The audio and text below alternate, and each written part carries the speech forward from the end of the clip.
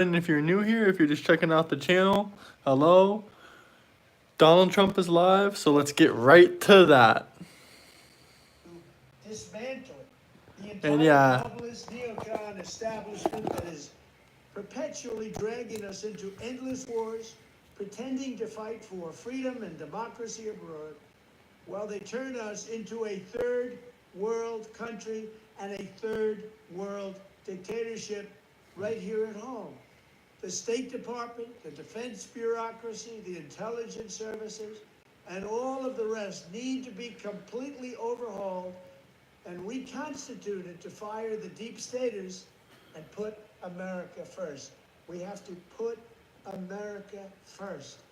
Finally, we have to finish the process we began under my administration of fundamentally reevaluating NATO's purpose and NATO's mission. Our foreign policy, Mr. Donald J. Trump, to pull the world in. Welcome in, guys. Hit the like and subscribe button. Trump is live. Is not Russia. It's probably, more than anything else, ourselves and some of the horrible USA-hating people that represent us. It's the abolition of our national borders. It's the failure to police our own cities. It's the destruction of the rule of law from within. It's the collapse of the nuclear family and fertility rates like nobody can believe is happening. It's the Marxists who would have us become a godless nation worshiping at the altar of race and gender and environment. And it's the globalist class that has made us totally dependent on China and other foreign countries that basically hate us. These globalists want to squander all of America's strength, blood, and treasure, chasing monsters and phantoms overseas while keeping us distracted from the havoc they're creating right here at home. These forces are doing more damage to America than Russia and China could ever have dreamed. Evicting this sick and corrupt establishment is the monumental task for the next president. And I'm the only one who can do it. I'm the only one that can get the job done. I know exactly what has to be done. We've never been closer to World War III than we are today under Joe Biden. A global conflict between nuclear-armed powers would mean death and destruction on a scale unmatched in human history. It would be nuclear Armageddon. Nothing is more important than avoiding that nightmare. We will avoid it, but we need new leadership. Every day this proxy battle in Ukraine continues. We risk global war. We must be absolutely clear that our objective is to immediately have a total cessation of hostilities. All shooting has to stop. This is the central issue. We need peace without delay. In addition, there must also be a complete commitment to dismantling the entire globalist neocon establishment that is perpetually dragging us into endless wars, pretending to fight for freedom and democracy abroad, while they turn us into a third world country and a third world dictatorship right here at home. The State Department, the defense bureaucracy, the intelligence services, and all of the rest need to be completely overhauled and reconstituted to fire the deep staters and put America first. We have to put America first. Finally, we have to finish the process we began under my administration of fundamentally reevaluating NATO's purpose and NATO's mission. Our foreign policy establishment keeps trying to pull the world into conflict with a nuclear-armed Russia based on the lie that Russia represents our greatest threat. But the greatest threat to Western civilization today is not Russia. It's probably, more than anything else, ourselves and some of the horrible USA-hating people that represent us. It's the abolition of our national borders. It's the failure to police our own cities. It's the destruction of the rule of law from within. It's the collapse of the nuclear family and fertility rates like nobody can believe is happening. It's the Marxists who would have us become a godless nation worshiping at the altar of race and gender and environment. And it's the globalist class that has made us totally dependent on China and other foreign countries that basically hate us. These globalists want to squander all of America's strength, blood, and treasure, chasing monsters and phantoms overseas while keeping us distracted from the havoc they're creating right here at home. These forces are doing more damage to America than Russia and China could ever have dreamed. Evicting the sick and corrupt establishment is the monumental task for the next president. And I'm the only one who can do it. I'm the only one that can get the job done. I know exactly what has to be done. We've never been closer to World War III than we are today under Joe Biden. A global conflict between nuclear-armed powers would mean death and destruction on a scale unmatched in human history. It would be nuclear Armageddon. Nothing is more important than avoiding that nightmare. We will avoid it, but we need new leadership. Every day this proxy battle in Ukraine continues. We risk global war. We must be absolutely clear that our objective is to immediately have a total cessation of hostilities. All shooting has to stop. This is the central issue. We need peace without delay. In addition, there must also be a complete commitment to dismantling the entire globalist neocon establishment that is perpetually dragging us into endless wars, pretending to fight for freedom and democracy abroad, while they turn us into a third world. Guys, I just put a poll. Who do you prefer as president? Vote down below. Biden versus the State Trump. Department, the defense bureaucracy, the intelligence services, and all of the rest need to be completely overhauled and reconstituted to fire the deep staters and put America first. We have to put America first. Finally, we have to finish the process we began under my administration of fundamentally reevaluating NATO's purpose and NATO's mission. Our foreign policy establishment keeps trying to pull the world into conflict with a nuclear-armed Russia based on the lie that Russia represents our greatest threat. But the greatest threat to Western civilization today is not Russia. It's probably, more than anything else, ourselves and some of the horrible USA-hating people that represent us. It's the abolition of our national borders. It's the failure to police our own cities. It's the destruction of the rule of law from within. It's the collapse of the nuclear family, and fertility rates like nobody can believe is happening. It's the Marxists who would have us become a godless nation worshiping at the altar of race and gender and environment. And it's the globalist class that has made us totally dependent on China and other foreign countries that basically hate us.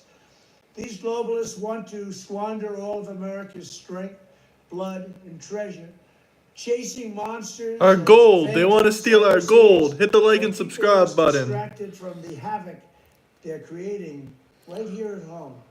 These forces are doing more damage to America than Russia and China could ever have dreamed. Evicting the sick and corrupt establishment is the monumental task for the next president. And I'm the only one who can do it. I'm the only one that can get the job done. I know exactly what has to be done. We've never been closer to World War III than we are today under Joe Biden. A global conflict between nuclear-armed powers would mean death and destruction on a scale unmatched in human history. It would be nuclear Armageddon. Nothing is more important than avoiding that nightmare. We will avoid it, but we need new leadership. Every day this proxy battle in Ukraine continues. We risk global war. We must be absolutely clear that our objective is to immediately have a total cessation of hostilities. All shooting has to stop. This is the central issue. We need peace without delay.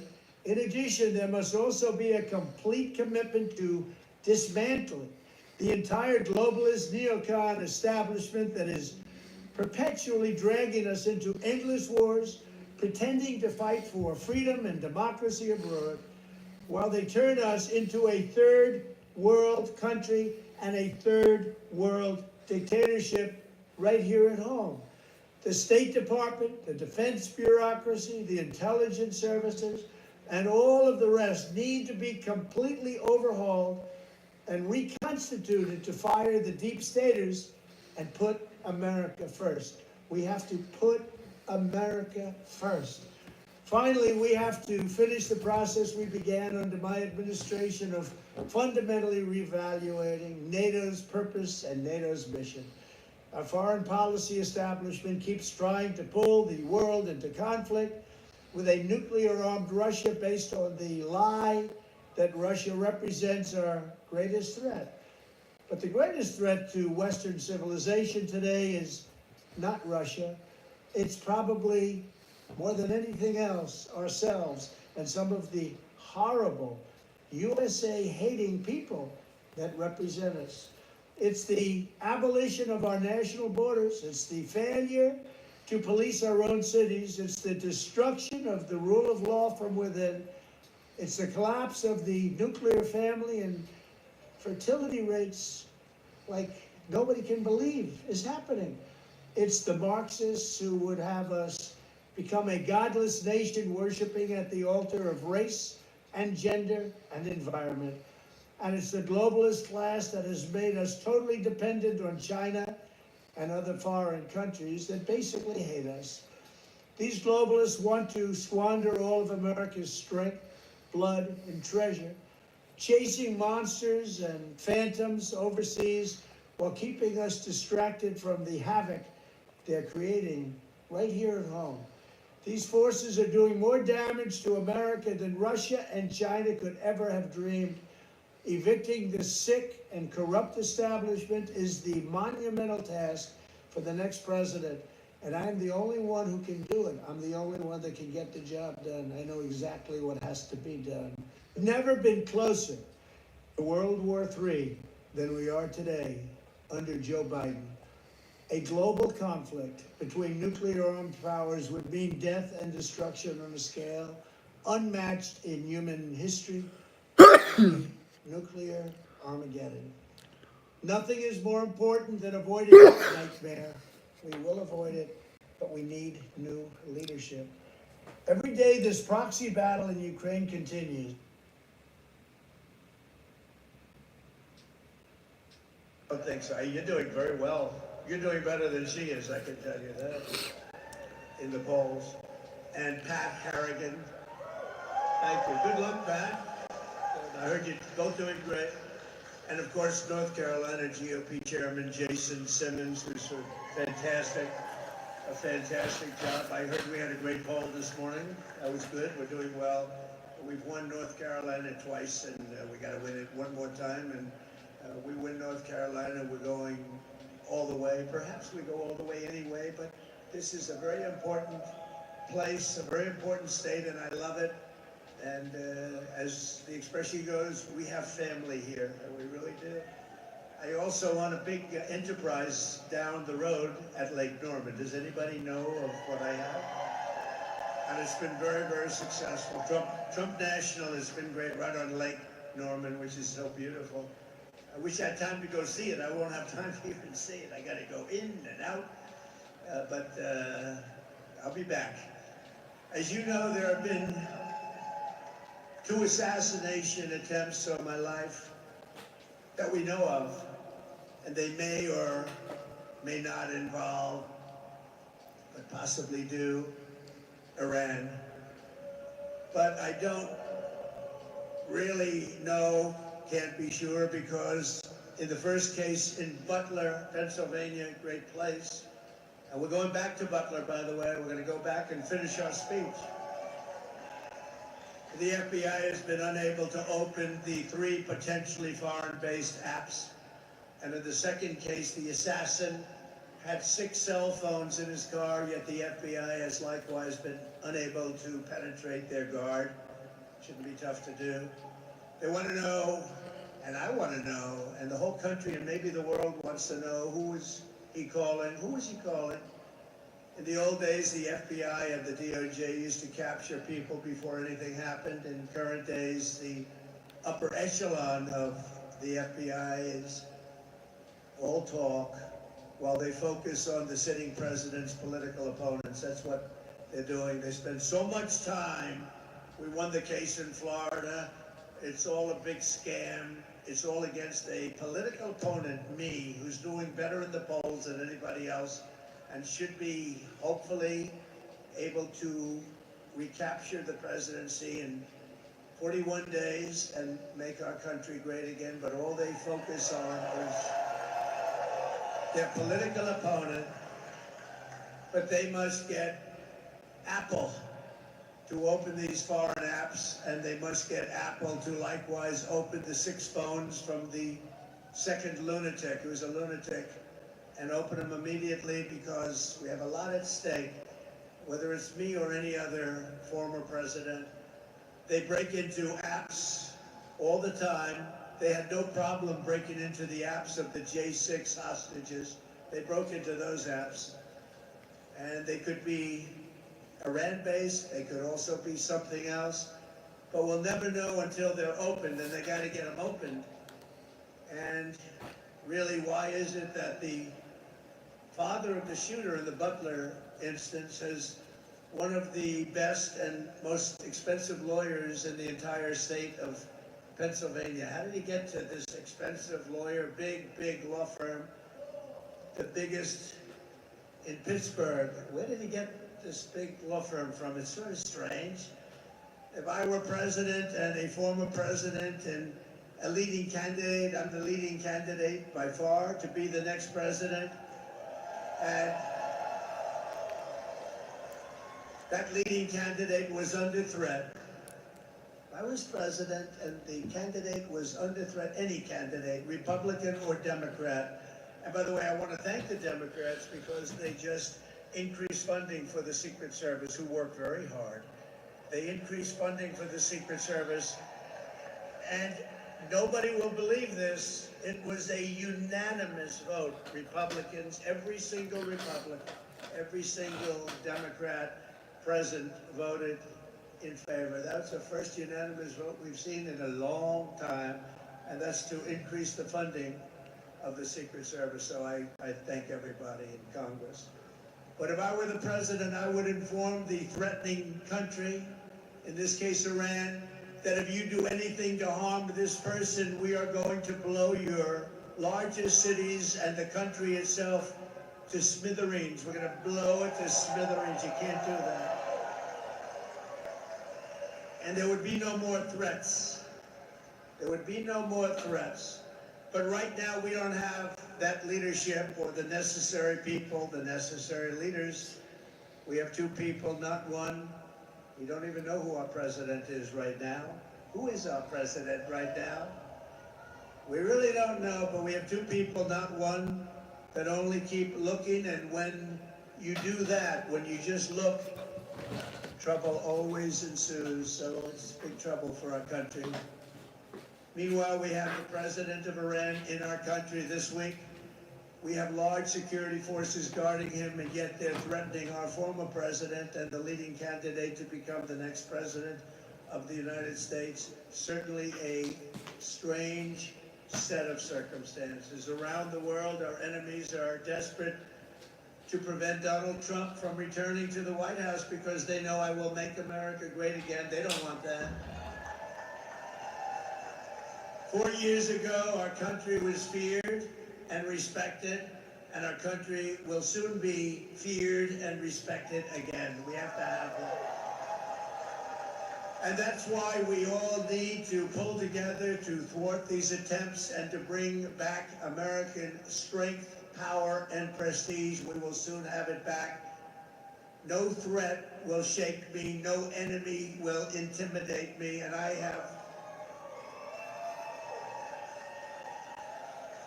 I have never been more determined than I am today, and I will never back down in my fight to make America great again, which is what we're doing.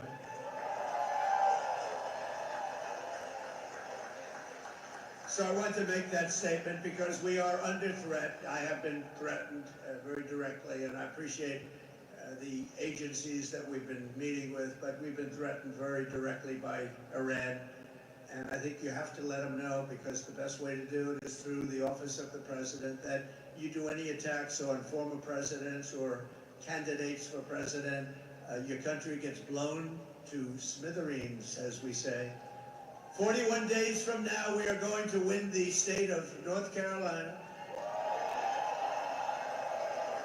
We are going to defeat Comrade Kamala Harris, and we are going to take back our country. We're going to take it back. Yesterday, I was in Georgia, a great place, to outline my plan for an American manufacturing renaissance. That's what we're doing. We got tremendous reviews on that speech. Now today, Kamala Harris is supposedly announcing her so-called plans to support manufacturing and wealth creation. Why didn't she do it 3.5 years ago? They've done nothing. Why didn't she do everything 3.5 years ago? She's been there for almost 4 years, and she didn't do it. She didn't create wealth. She destroyed 22% of the value of every dollar in your pocket and jeopardized us in front of the remaining portions of the marketplace. And the world's reserve currency is under siege right now. A lot of people think we won't have the reserve currency. If we lose that, that's like the equivalent of losing a war. We will have it. If I'm elected president, we will have the world's reserve currency in better shape and order, and every country will follow it.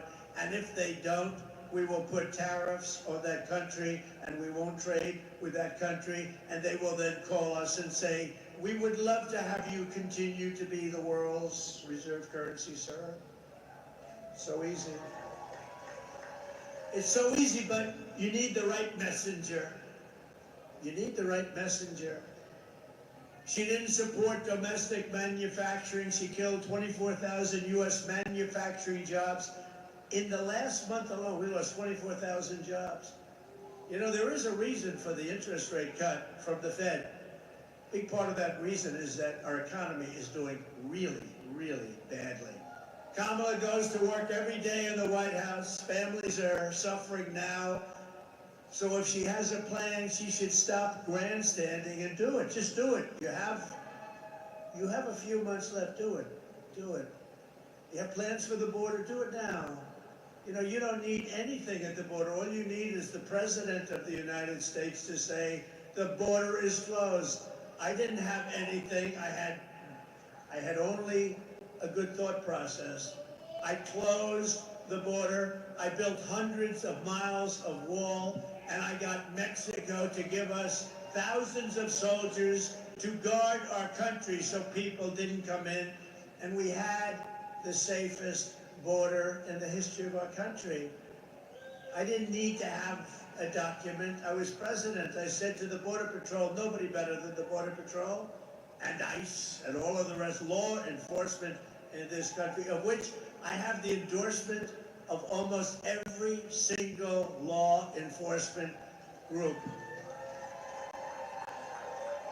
But Kamala should have closed the border years ago, and we wouldn't have hostile takeovers of Springfield, Ohio, Aurora, Colorado, where they're actually going in with massive machine gun type equipment. They're going in with guns that are beyond even military scope, and they're taking over apartment buildings. They're taking over real estate. They're in the real estate development business. Congratulations. These are, in that case, people from Venezuela, young street gang members that were sent here by the Venezuelan government. You know, crime in Venezuela is way down. Crime all over the world is way down, except here. I was right in the debate when David Muir kept interrupting me over and over and over again. And he said to me, when I said crime is way up, It's rampant because of what's happening in our country. And he said, no, crime is not up. That's a mistake. Crime. Well, the following day, the Department of Justice announced the crime figures up 44%, up much more than that in certain categories. But I haven't gotten an apology. No vice president in history has done more damage to the United States economy than Kamala Harris. She has no idea what she's talking about on economy or really on anything else. If you watched Oprah the other day and you watched those answers, you wouldn't even be thinking of her for president of the United States, because we had 4 years of that, and our country can't take 4 more years of that, I can tell you. But twice she cast the deciding votes that caused the worst inflation in maybe 100 years. She abolished our borders and flooded our country with 21 million plus illegal aliens. They came in from all over. Think of it. They came from prisons and jails. They came from mental institutions and insane asylums. They're terrorists. They're criminal street gangs. They're MS-13. We took millions of people like this into our country, and we're going to get them out, and we're going to get them out fast, I can tell you. No country can survive that. No country can survive it. But ask yourself, is anything less expensive than it was 4 years ago? Where are the missing 818,000 jobs? Remember they said 808, they were fake jobs. And they thought they'd be caught, but they thought it was going to be after the election, not before the election. They had a leaker, thank you, Mr. Leaker. They had a leaker who leaked the fact that they falsified the numbers. Nobody talks about it. The press refuses to write it. We don't want to hear Kamala's fake promises, even something like she worked very long and hard hours over French fries at McDonald's. She never worked at McDonald's. It was a fake story.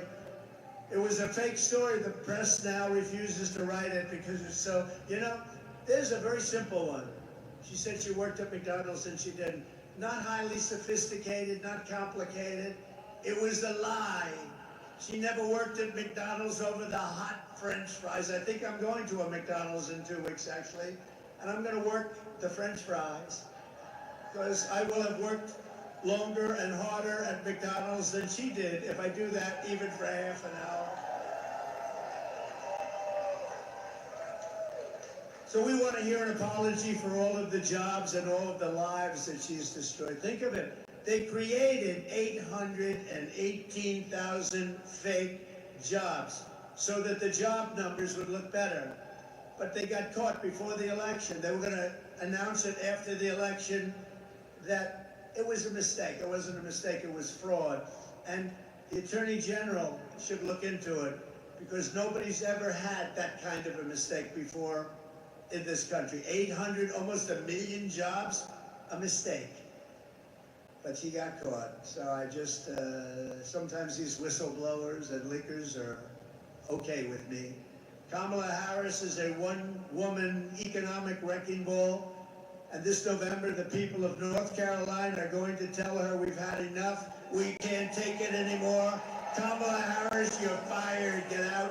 You're fired. You did a lousy job as vice president. Look, Joe is the worst president in the history of our country. Jimmy Carter is the happiest man because the Carter administration, by comparison, was totally brilliant. And Kamala is considered, and if you go back 7 weeks, was considered the worst vice president in the history of our country. Now she wants to be president. We can't let it happen. And she's a Marxist. We're not ready for a Marxist president, and we never will be. North Carolina was once the beating heart of American manufacturing. I know it very well. I was here many times to buy furniture for buildings.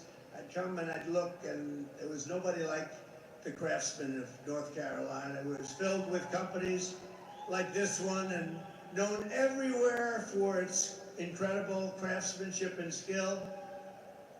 I know from personal experience, though, that I was a big buyer. I bought a lot of things here.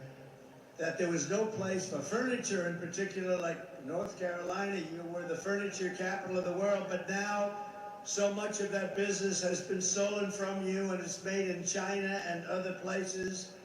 And by the way, it's not as good. The quality is nowhere near. You made furniture, you bought a chair, it was good for 30 years.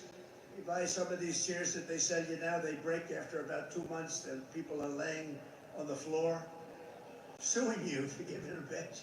Then on top of it all, our government keeps them out. Then on top of it all, you get sued because they fell out of a chair at a hotel. Well, you made the best product, you made the best furniture. After the twin betrayals of NAFTA, which I ended, and China's entry into the WTO, World Trade, North Carolina lost over 300,000 manufacturing jobs quickly, including 60% of its furniture manufacturing jobs, and that number was going up until I came along. No one in Washington ever cared until me. In 4 short years, I ended NAFTA, the worst trade deal ever made, and replaced it with the USMCA, considered the best trade deal ever made, kept you in business. And I stood up to China like never before, including by imposing a 22% tariff on all Chinese furniture imports, saving the North Carolina furniture industry, what was left of it, because when I got there, you were in bad shape. But I saved the rest of the industry from total obliteration, just like Glenn said here. This building was an empty hoaxer until you put tariffs on, and now it's thriving. A lot of people working here. It's a beautiful, beautiful site, beautiful place, great looking product. Almost overnight, we reduced Chinese furniture imports by 25%. And I just want to say to North Carolina, you're welcome. Get out and vote for Trump. That's all I ask. I don't ask much. Vote for Trump, right? These beautiful women are from North Carolina. They have been following me all over the United States for years. This is number 232, and this isn't a rally. This is just a gathering of business people, just letting them know how well we're doing with all of the things that we're doing and how well we're doing in the polls. We're doing very well. We're leading in North Carolina by nice numbers, I think, but the real story is now being told because you're hearing the story. But these women have followed me all over. Their husbands are great people that put up with them. They are all over. Look how beautiful they are. They follow me to California. They follow all over the country. And now finally we're in North Carolina. So you don't have to go so far. They live about 20 minutes away. But they are unbelievable patriots, and we appreciate it. There's actually about 50 of them. And I often wonder, you know, they're happily married. They're great, great people. They're happily married. But boy, their husbands, I say, darling, I'm leaving for a couple of days. We're going. He's going, you're going to watch him again? But we love you, and we appreciate it. And above all else, they're patriots. They want to see our country get better. So thank you very much. So to the workers of this state, when you hear Kamala Harris attack my tariffs today, you wouldn't have anything left in this state if I didn't do what I did. This building would be now shuttered, closed, empty, no jobs, and now it's thriving. We're going to do the same thing on a very large scale for our country. We're going to make our country something that nobody thought it was even possible. Just remember, Kamala's not attacking me. She's attacking your furniture jobs. She's attacking your communities. She's attacking your factories. And she's trying to send all of those jobs to China with everything else. And we're not going to let that happen. Joe got all that money for China. You know, China paid him a lot of money. So did Ukraine. So did Russia. They got a lot of money. Remember when I said during the debate, when Chris Wallace was the host, he did not so. How's Chris Wallace doing lately? Not too good, right? He's not doing too good. He said, why did the mayor of Russia's wife pay you $3.5 million cash? How come? And Chris Wallace stopped me. You're not supposed to be asking that question. I said, why not? That's a question. He wouldn't let it be asked. You know, I had 3-on-1 the other day, and I had 2-on-1 that I always have unequal odds, but we handled it very well. We got great marks on that debate. We had a woman debating. She just talked about, like, the birds and the bees. She didn't talk about, when you asked a question, there was never an answer. There was never any knowledge. When you saw her the other day, and by the way, when she did the interview previous with the Pennsylvania person, who was a nice person, I know him very well, they were the softest questions. She was unable, literally unable, to answer the questions, and we can't have that. We cannot have it. We need 4 strong years. We have to bring our country back. Under my plan, American workers will no longer be worried about losing your jobs to foreign nations. Instead, foreign nations will be worried about losing their jobs to America. You've never heard that before. And you've never heard that before, I don't think. We're going to take their jobs, we're going to take their factories, and we're going to bring trillions and trillions of dollars in wealth back to the USA and back to North Carolina. A lot of those jobs, especially those furniture jobs, they're going to be coming back. It's not over. Who prefers Biden? Where are my Biden supporters at? And it's what many Joseph countries have done for Biden. years and years and years, and we Raise your have to do hand. it Leave me a because we have the comment leadership necessary if to you're a understand Joseph what is Biden going on. supporter. Here is the deal that I will be offering to every major company and manufacturer within our country. I will give you the lowest taxes, the lowest energy costs. I will cut your energy in half. The lowest regulatory burden and free access to the best and biggest market on the planet Earth, but only if you make your product here in America and hire American workers for the job. You know, I had Wall Street geniuses calling me up yesterday. I said this yesterday when I was in Georgia, where we're leading also, by the way. That's nice, like quite a bit. But we were in Georgia and doing well, and they called me up after the speech and they said, "What? Who gave you that idea to cut the taxes, but only if you make the product in the USA?" Pretty good idea. They said, "Who gave you that idea?" I said, "I did. If you don't make your product here, then you will have to pay a tariff when you send your product into the United States, and we will take in hundreds of billions of dollars into our treasury and use that money to benefit American citizens. But really what's going to happen is they're going to end up building their factory here so they don't have to pay the tariff. That's really what's going to happen, most of it. But when they don't, we're going to take in a lot of money. Every once in a while in business, you'll look at a company and say, how is it possible that I can buy this company? This company's great. Happens. Had it happen a lot. Actually, I've done a lot of them. But the other side looks and doesn't understand why you're so thrilled. And that's the way I view the incredible potential of the United States. This is a profit-generating machine that's been horribly run by either corrupt or very stupid politicians. And it's been allowed to be dissipated, absolutely dissipated. But it's like a company that you see it, you buy it, you change it, and you make a fortune. And oftentimes the seller of those companies will come back to me and come back to others and say, why the hell didn't I see that? Happens. I've had a lot of jobs like that. You take it and it becomes a tremendous success. And the seller would call me and say, congratulations, I never saw what you saw.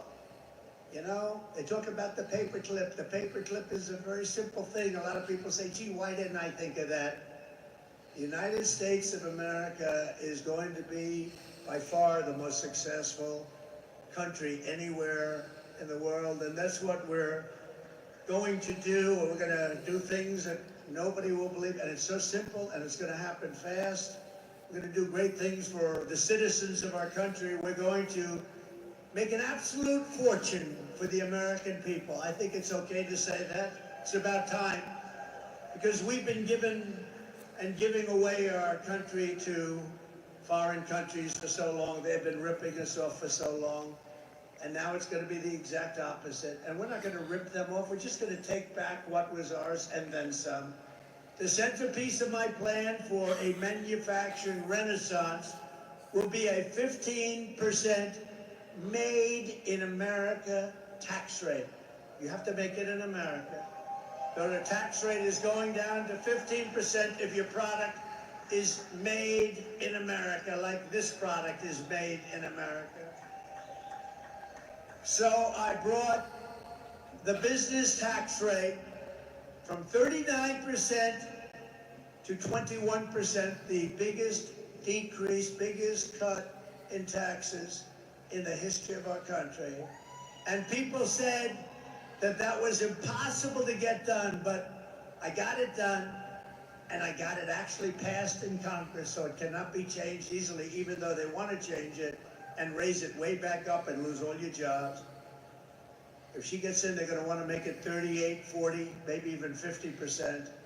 I got it done. I got it approved in Congress. And we did more business and created more jobs during that period than at any time in our country's history. Now I'm taking it a step further. We're going to bring the 21% rate, which everyone said we could never get, down to 15%, but only if you manufacture your product here in the USA, just like you did when you were the furniture capital of the world. That's why those furniture companies, and you still have your craftsmen here, unfortunately, they're doing other jobs that they don't want to be doing. They love making furniture. I know the furniture guys. They don't want to be doing other jobs. They want to be making furniture. They're artists. Those people are going to be coming back into the furniture business. Then, next, I'm imposing tariffs on your competition from foreign countries, all these foreign countries that have ripped us off, which stole all of your businesses and all of your jobs years ago and took your businesses out, so that now they won't be able to compete with North Carolina or businesses in any other state in our once great country, soon to be greater than ever before country. All of your furniture makers are going to come back and come back bigger and stronger and better than ever before. They're mostly gone. They're all coming back. This is why people in countries want to kill me. They're not happy with me. It's a risky business. This is why they want to kill me. They only kill consequential presidents, remember that. But this is why, if you're one of the countries that's affected, you're not happy with what I'm saying. When they used to say they like Barack Hussein Obama, of course they do, because he did nothing to help us. When they like Biden, who doesn't know he's alive, of course they like him, because he does nothing to bring your businesses back. He lets the world rob our country, the robber barons. He lets them rob and steal from our country, and most importantly, he lets them take our jobs. U.S.-based manufacturers will also be able to write off 100% of the cost of heavy machinery and other equipment in the fiscal year. So you got the greatest thing in the world. You're going to have protection from them coming in, because we're going to put on from 50 to 200% tariffs. You're going to be protected. Your companies are going to come in. They're going to pay a low tax rate and a really low tax rate if they make their product in America, which is what we want to do, because we're creating jobs like no other country would be able to create jobs. By contrast, listen to the deal that Kamala Harris is offering to companies to keep jobs in America.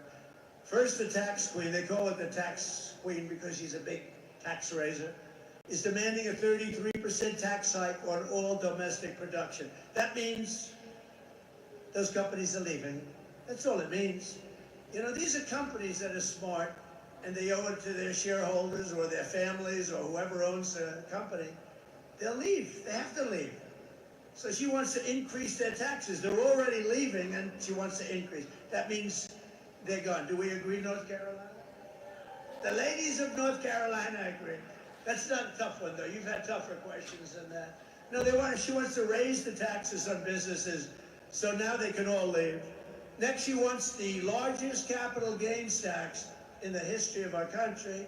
And then she is promising a brand new wealth confiscation tax or unrealized capital gains tax. In other words, unrealized. You know what that means? That means, a lot of people are rich, but they don't have cash because they're spending it in their business and other things. That means they're going to have to sell their business in order to get cash because she's taxing you and you haven't done anything. The only one going to make a lot of money are going to be the appraisers, the accountants, and the lawyers. That will drive our country into a depression like in 1929. In addition, Kamala is shutting down power plants nationwide, causing electricity prices to soar by more than 100%. Your energy costs are much too high right now. And she's going to be lifting them by at least 100%. And she'll close down all fracking and all fossil fuel development. She's been saying it for years. So she had 15 different policies that she's changed. And over the years, I've been, into politics, but mostly on the other side, like writing checks for politicians. Campaign contributions, extremely legal. But I've been on the other side, campaign contributions. And I've seen on occasion a politician make one change in policy, maybe two. She's made 15. She wants to confiscate your guns. She wants to do this. She wants to that. She wants absolutely there will be no fracking. She said it all over the place. You got to see 2018, 2019. There will be no fracking in this. Now she's saying, oh, fracking would be fine. She was in charge of the defund the police movement. She's a radical left person. Her father is a Marxist professor. He teaches what his daughter is now trying to teach you. No, we don't want Marxists to be running our country because it's a short way to, we passed socialism. We never had socialism. I always said, we will not ever be a socialist country. And I was right, because they skipped socialism. They went down to communism. I was right. Got to keep myself right.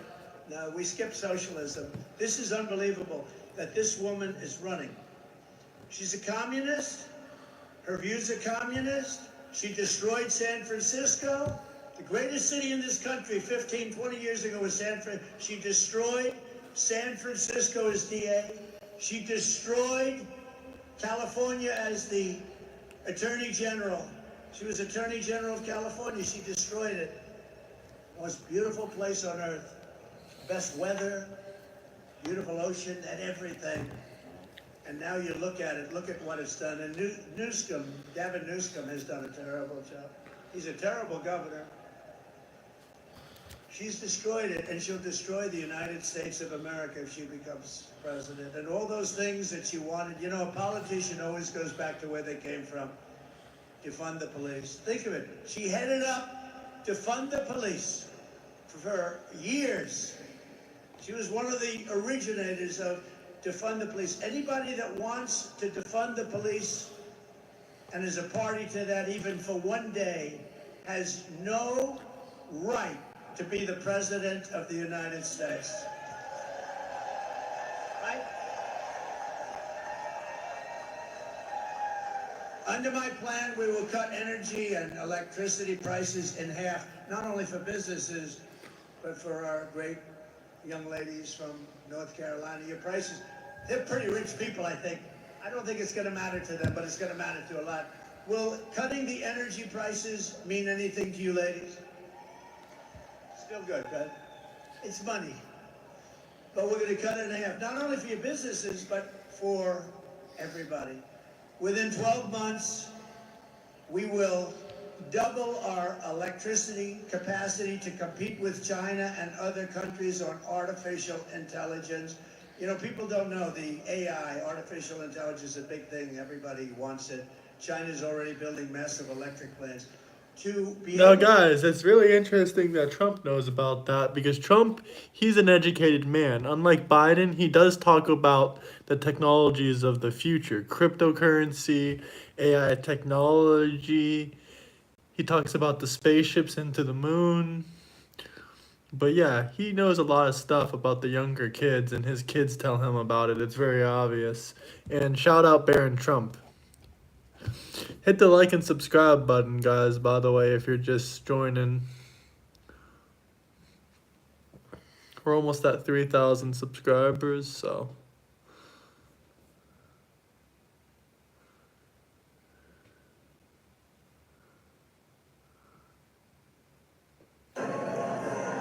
Ladies and gentlemen, please welcome President-elect Donald J. Trump, First Lady Melania Trump, and the Trump family, accompanied by Vice President-elect J.D. Vance, Second Lady Usha Vance, along with friends and campaign staff.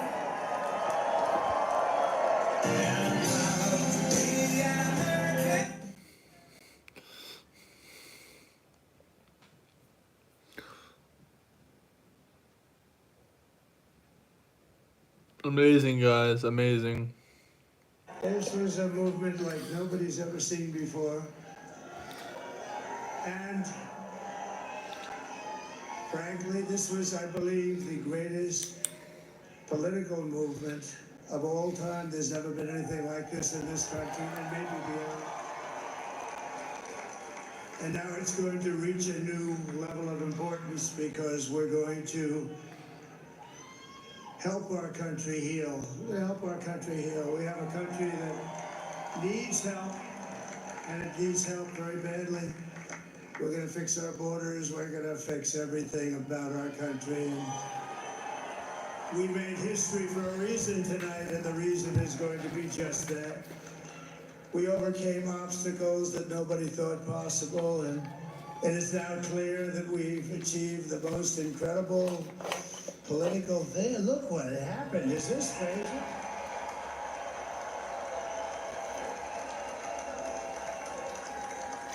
But it's a political victory that our country has never seen before, nothing like this. I want to thank the American people for the extraordinary honor of being elected your 47th president and your 45th president.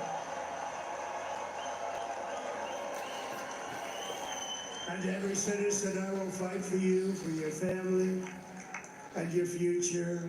Every single day I will be fighting for you, and with every breath in my body, I will not rest until we have delivered the strong, safe, and prosperous America that our children deserve and that you deserve. This will truly be the golden age of America. That's what we have to have. This is a magnificent victory for the American people that will allow us to make America great again. And in addition to having won the battleground states of North Carolina, I love these places, Georgia, Pennsylvania, and Wisconsin, we are now winning in Michigan, Arizona, Nevada, and Alaska, which will result in us carrying at least 315 electoral votes.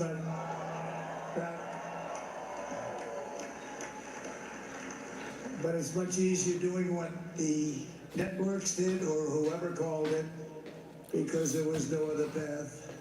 There was no other path to victory. We also have won the popular vote. That was great. I was proud of that.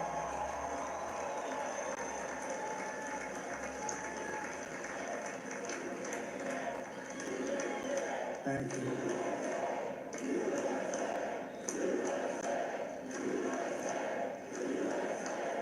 Thank you very much. Winning the popular vote was very nice, I will tell you.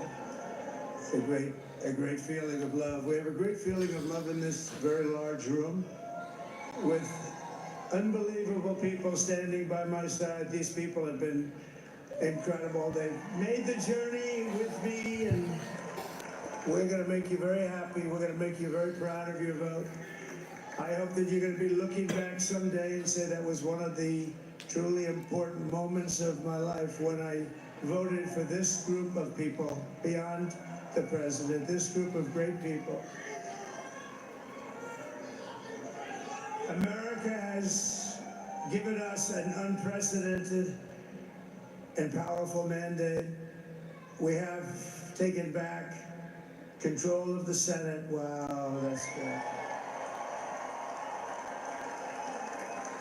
And the Senate races in Montana, Nevada, Texas, Ohio, Michigan, Wisconsin, the great Commonwealth of Pennsylvania, were all won by the MAGA movement. They helped so much.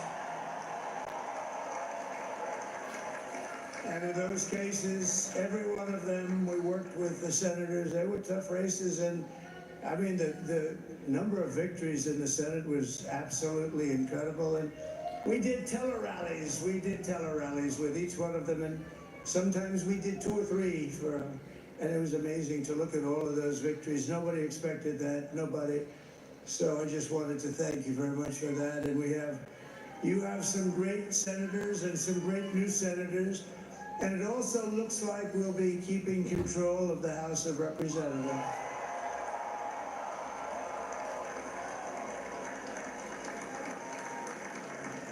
And I want to thank Mike Johnson. I think he's doing a terrific job. Terrific job. I want to also thank my beautiful wife, Melania, First Lady.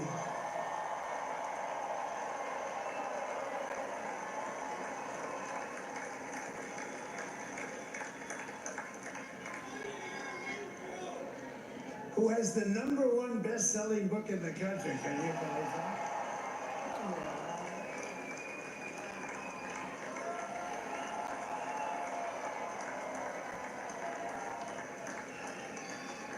No, she's done a great job, works very hard to help people. So I just want to thank her. But I want to thank my whole family, my amazing children, and they are amazing children. And we all think our children are amazing. Everybody here thinks their children are amazing, but that's a good thing when you think they are. But Don, Eric, Ivanka, Tiffany, Barron, there's Laura, Jared, Kimberly, Michael, thank you all. What a help.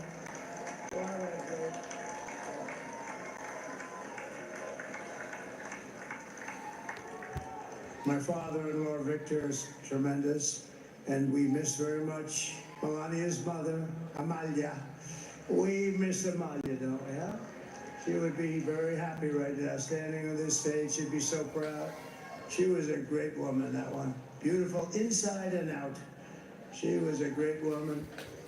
I want to be the first to congratulate our great, now I can say, Vice President-elect of the United States. Thank you very much.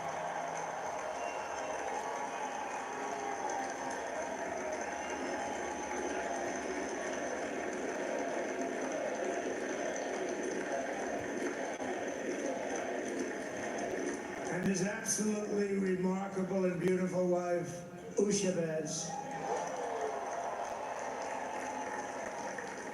And he's a feisty guy, isn't he? You know, I've said, go into the enemy camp, and you know the enemy camp is certain networks. And a lot of people don't like this. Sir, do I have to do that? He just goes, okay. Which one? CNN, MSDNC? He'll say, all right, thank you very much. He actually looks like, he's like the only guy I've ever seen. He really looks forward to it, and then he just goes and absolutely obliterates them. Say a couple of words.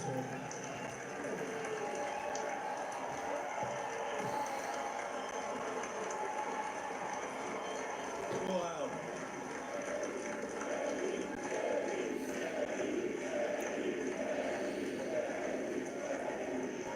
Well, Mr. President, I appreciate you allowing me to join you on this incredible journey. I thank you for the trust that you placed in me. And I think that we just witnessed the greatest political comeback in the history of the United States of America.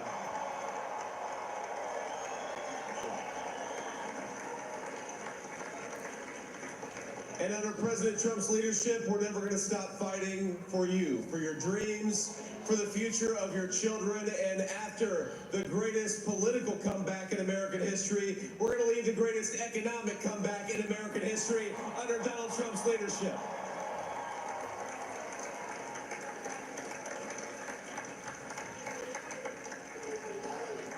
Thank you very much. He's turned out to be a good choice. I took a little heat at the beginning, but he was, I knew the brain was a good one, about as good as it gets.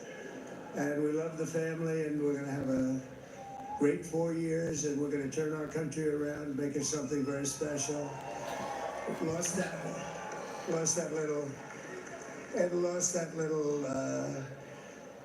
thing called special. We have to make it so we're going to make this so great. It's the greatest country and potentially the greatest country in the world by far. And right now we're going to just work very hard to get all of that back.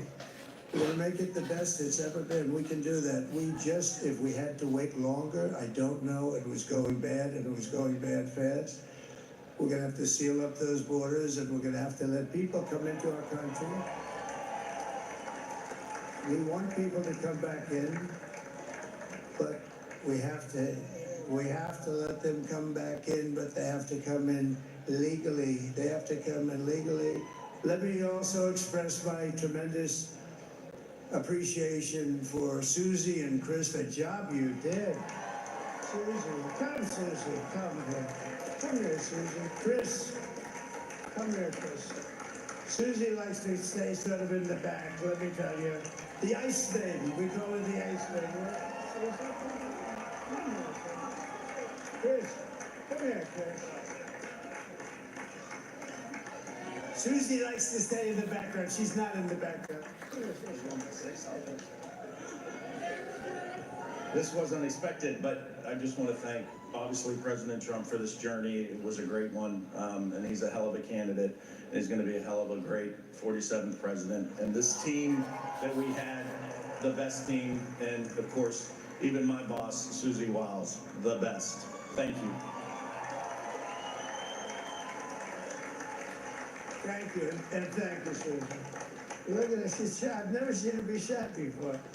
Susie, they're great. Everybody up here is great. Everybody up here is very special. But the Trump, who did you say? Oh, let me tell you, we have a new star. A star is born, Elon. Now he is. Now he's an amazing guy. We were sitting together tonight. You know, he spent 2 weeks in Philadelphia and different parts of Pennsylvania campaigning. You know, he sent the rocket up 2 weeks ago, and I saw that rocket, and I saw it coming down. I saw it. It was, when it left, it was beautiful, shiny white. When it came down, it didn't look so pretty. It was going 10,000 miles an hour, and it was burning like hell. I said, what happened to your paint job? He said, we've never made a paint that could withstand that kind of heat. And, but I saw it come down and turn around. And it was, you know, it's like 22 stories tall, by the way. It looks a little smaller than that, but it's big. And it came down, and you saw that fire burning. And I'm saying, only Elon can do this. It must be an Elon. And I told the story. I told it last night. I had a man on the phone. I had the screen muted, no sound. I was talking to a very important man, happens to be here. And a very important guy, one of the most important people in, I would say, the country, actually. But, you know, I was president, and now it looks like I was going to be maybe president again, so I figured I could ask him to hold. So I asked him to hold. And especially because you're going to be president again, they hold. So I took the phone down, and I'm looking at the screen. I'm seeing this crazy thing that's going around and coming down. It looks like it's going to crash into the gantry. And I said, oh, no. And I said, do me a favor. Do you mind holding for a couple of minutes? I want to see this. I thought it was a space-age movie or something. I put the phone down, but I didn't pick it up for 45 minutes that he was holding. But this spaceship came down and I saw those engines firing and it looked like it was over, it was gonna smash, and then I saw the fire pour out from the left side and I put it straight and it came down so gently and then it wrapped those arms around it and it held it, and just like you hold your baby at night, your little baby. And it was a beautiful thing to see, and I called Elon. I said, Elon, was that you? He said, yes, it was. I said, who else can do that? Can Russia do it? No. Can China do it? No. Can the United States do it other than you? No. Nobody can do that. I said, that's why I love you, Elon. That's great. And you know, when we had the tragic Hurricane Helene, and it hit North Carolina. They were really devastated. The water. This was a big water, as big as we've ever seen. Water hurricane. It built lakes out of nothing. Fields became lakes, and the danger was unbelievable. And the people from North Carolina came to me and they said, would it be possible, at all possible, for you to speak to Elon Musk? We need Starlink. I said, what's Starlink? It's a form of communication. So I called Elon.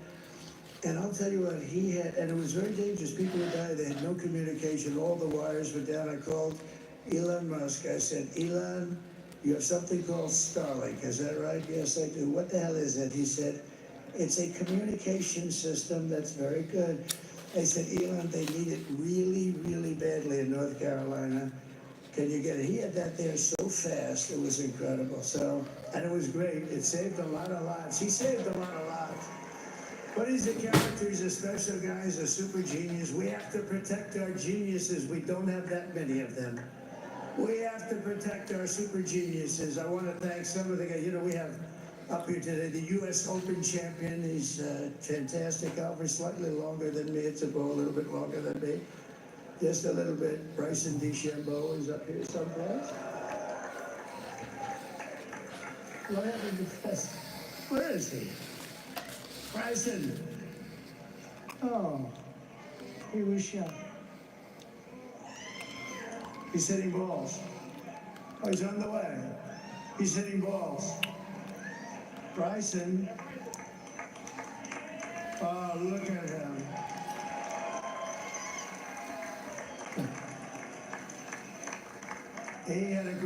He's got a great career going. Great U.S. Open, Bryson. That's a fantastic job. And we also have Amanda White, who has done some job. He's a tough guy.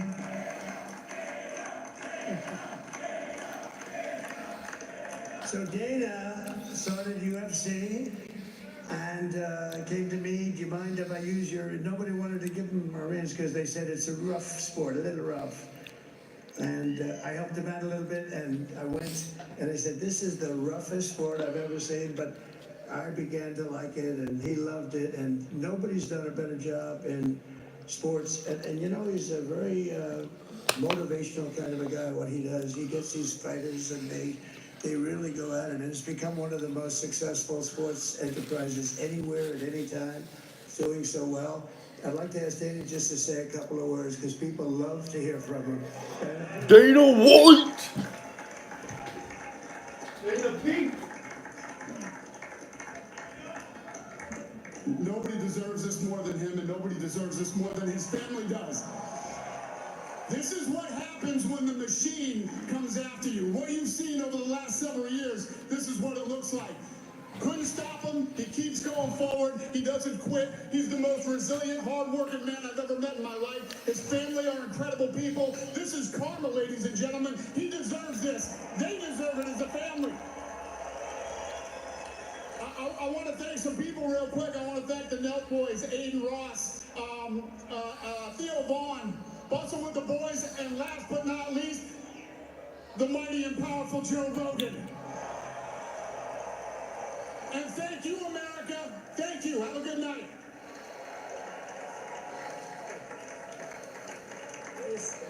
That is a piece of work. Now he's really an amazing guy. But most of all, I want to thank the millions of hardworking Americans across the nation who have always been the heart and soul of this really great movement.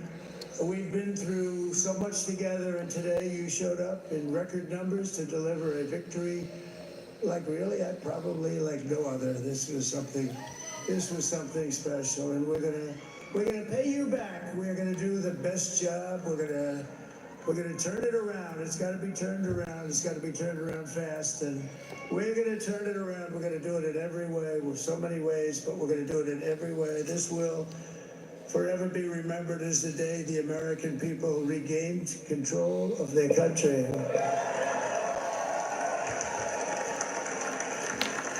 So I just want to say that on behalf of this great group of people, these are hard-working people, these are fantastic people, and we can add a few names like Robert F. Kennedy Jr. He came in. And he's going to help make America healthy again.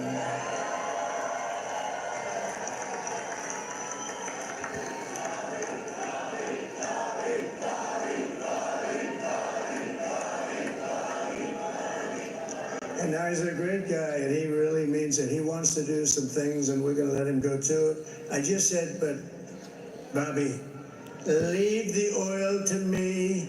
We have more liquid gold, oil and gas. We have more liquid gold than any country in the world, more than Saudi Arabia. We have more than Russia. Bobby, stay away from the liquid gold. Other than that, go have a good time, Bobby. We're going to be paying down debt. We're going to be reducing taxes. We can do things that nobody else can do. Nobody else is going to be able to do it. China doesn't have what we have. Nobody has what we have. But we have the greatest people also. Maybe that's the most important thing. This campaign has been so historic in so many ways. We've built the biggest, the broadest, the most unified coalition. They've never seen anything like it in all of American history. They've never seen it. Young and old, men and women, rural and urban. And we had them all helping us tonight, when you think. I mean, I was looking at it, I was watching it. They had some great analysis of the people that voted for us. Nobody's ever seen anything like that. They came from all corners, union, non-union, African American, Hispanic American, Asian American, Arab American, Muslim American. We had everybody, and it was beautiful. It was a historic realignment, uniting citizens of all backgrounds around a common core of common sense. You know, we're the party of common sense. We want to have borders. We want to have security. We want to have things be good, safe. We want great education. We want a strong and powerful military, and ideally we don't have to use it. You know, we had no wars. 4 years we had no wars, except we defeated ISIS. We defeated ISIS in record time. But we had no wars. They said, he will start a war. I'm not going to start a war. I'm going to stop wars. But this is also a massive victory for democracy and for freedom. Together we're going to unlock America's glorious destiny. We're going to achieve the most incredible future for our people. Yesterday, as I stood at my last stop on the campaign trail, I'll never be doing a rally again. Can you believe it? I think we've done 900 rallies approximately from them. Can you imagine? 900 rallies. That's called grind. 901 something. A lot of rallies. And it was sad. Everybody was sad. Many people, I said, this is our last rally. But now we're going on to something that's far more important, because the rallies were used for us to be put in this position where we can really help our country. That's what we're going to do. We're going to make our country better than it ever has been. When I said that, many people have told me that God spared my life for a reason.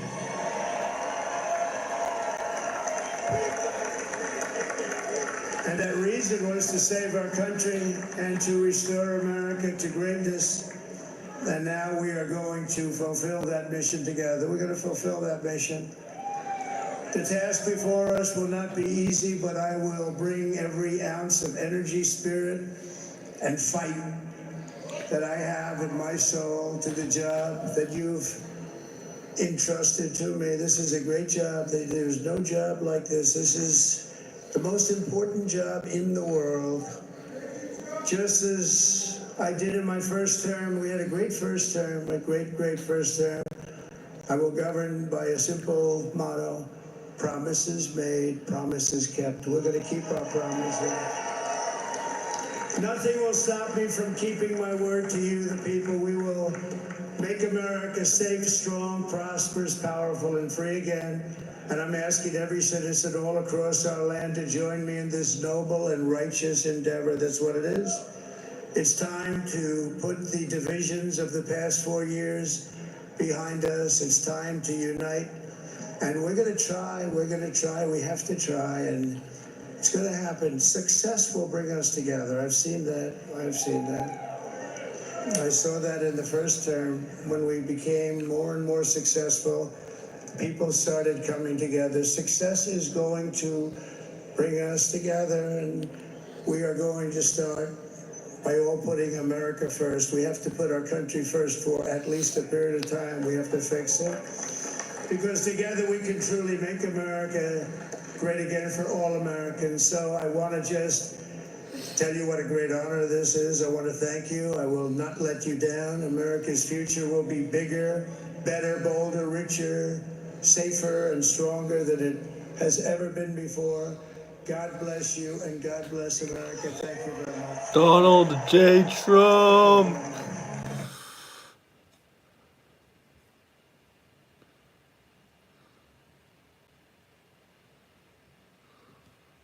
Donald, good to have you with us. Well, thank you, Steve. And congratulations again for being on the billionaires list. Oh, good. We always underestimate you, but We do, but that's okay. That's all right. Those who deal with you underestimate you and look to regret it. It's always good to be underestimated.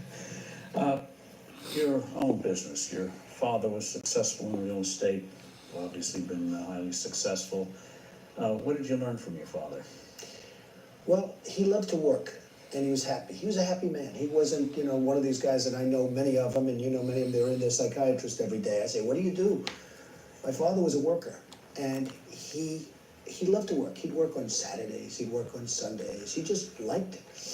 He'd go to church, but after church, he'd go and work. He'd go check a building that he was putting up in Brooklyn. He was mostly in Brooklyn and Queens.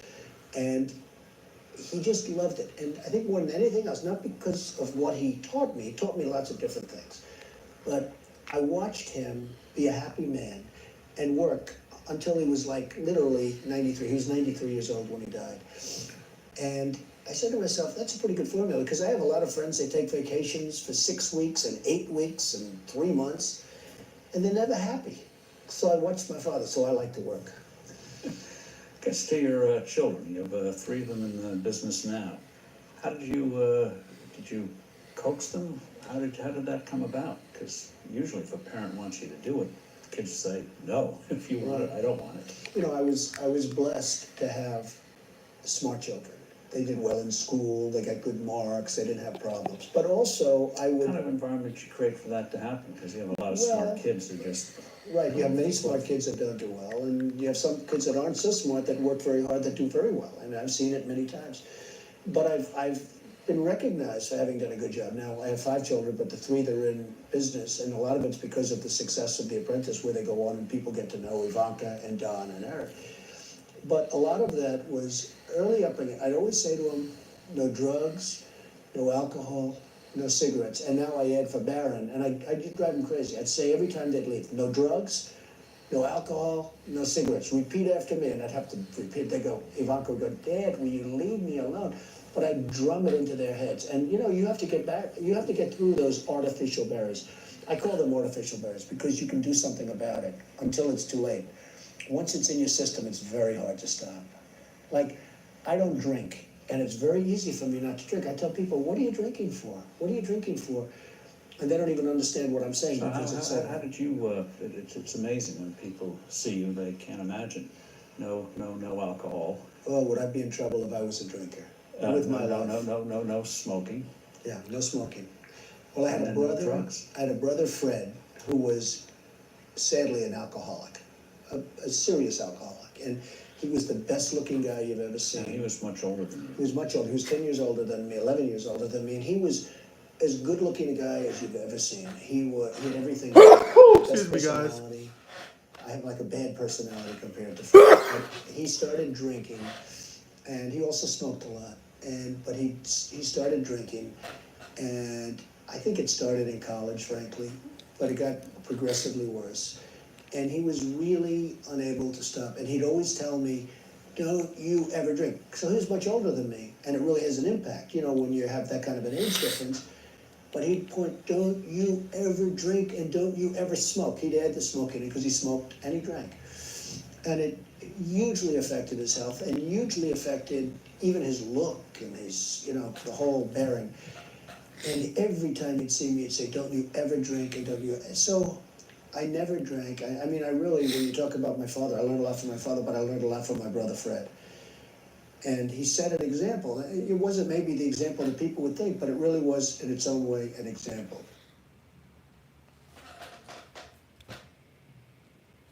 That was before.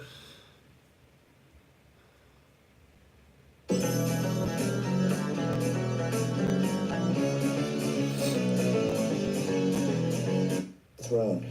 But I think success brings great enjoyment, and certainly it has for me. Is it the competition that fires you up? Is it the money? What is it that gets you out of bed in the morning? What is it that drives you here? I really think it's the artistic or the aesthetic. I love building great buildings. In the case, most of my business is the building of things, and I get great artistic pride out of a great building like Trump Tower, which is on 57th Street and 5th Avenue, New York, or Trump International Hotel and Tower, my new building on Central Park West. I mean, I get a great sense of artistic enjoyment out of those buildings. What do you think of business methods in this city? I mean, you've been a New Yorker all your life, you've lived here. What do you think of the way people conduct business in this city? Well, I don't think that New York is that much different from other places. What I do think is that there's a greater energy in New York. There's a greater verve or a greater drive maybe in New York than most other places, and really than any other place I've seen. But I don't think that business itself is much different in New York than it would be anywhere else. Greed, corruption. I mean, you say it's a throwaway line in the book, greed is good. Well, I don't think greed is good. And as you know, they did the famous film with Michael Douglas, Wall Street, where greed is good. But that is not the case. I mean, I think greed is bad. I think that you have to enjoy what you're doing. If you enjoy what you're doing, it'll be successful, generally. If you don't enjoy what you're doing, it's almost never going to be successful. Rich men are always targets. The richer you get, I suppose, the bigger the target that you present to people. How much does that worry you? Well, I think that rich men, I guess, are always targets. Rich people are always targets. And I think that there's a level of celebrity that I've attained, which has become so ridiculous now that it makes me an even bigger target. So it always bothers me, but there's really not much I can do about it. I mean, Ridiculous in what way, the celebrity level? Well, it's just become very tough to go out. It's very tough to do things. It's very tough to just even go to a restaurant, in a sense, because it's always shaking hands and signing autographs and things. And, it didn't used to be that way. But that's a symbol of success, is it? It is, but of your own success. it's not necessarily a good symbol. It's really, it causes lots of problems. I mean, you go out and you want to have dinner at a restaurant with a group of people, and it ends up being a big event, and you have people waiting at the entrance to it's just a very tough way to lead a life, I find.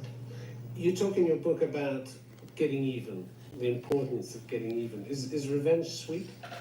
I believe strongly in getting even. If somebody has hurt you, if somebody's gone out of their way to hurt you, I think that if you have the opportunity, you should certainly go out of your way to do a number of them. And I've had more criticism about that one statement in my book than any other statement. The clergy is called, the ministers, the priests, the rabbis, they've all said, what a terrible thing to say.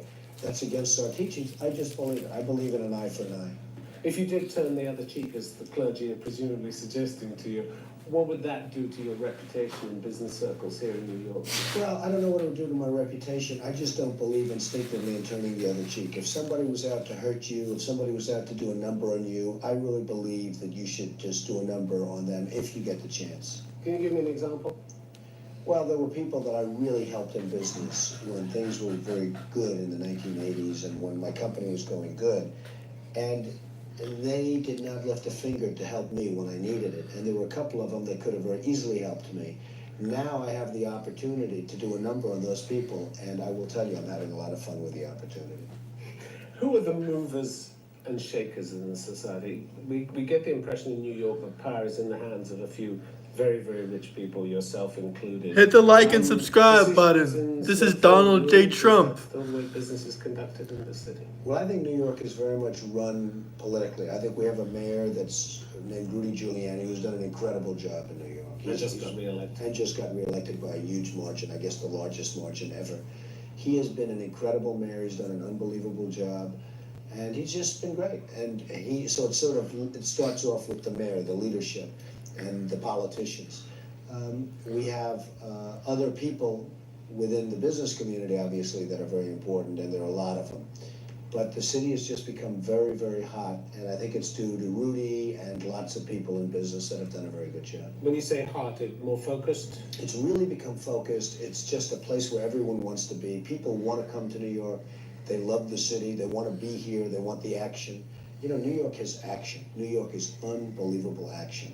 And everyone wants to be here. And I happen to be the biggest developer in New York. My company now is doing much better than it ever did in the 1980s. I mean... What do you attribute that to? Well, I think one thing is perseverance. I mean, when things Hit the were like tough and at the subscribe beginning of the button, 90s guys. for me and everyone else. Check out my the problem recent was short I was getting about all the Trump. publicity on The it, Great guys. Depression, you call it. I call it the Great Depression of the early 90s because we were really in a real estate depression. And it was real estate and retailing and airlines and various other businesses. They were in a total depression. They weren't in a recession. And I survived. Most people didn't survive. I mean, a lot of my friends, a lot of good people and bad people had to go bankrupt. And you never heard from them again. And you probably never will hear from them again. But, you know, I survived to a point where the company is much bigger now than it ever was and much stronger financially than it ever was. And I wrote a book about it. But in the early 90s, you faced the possibility of losing everything. In fact, on paper, you had lost pretty much everything. I had faced the possibility of losing everything, and I went back to work. I focused my mental energies and all of my energies. You never thought of giving up?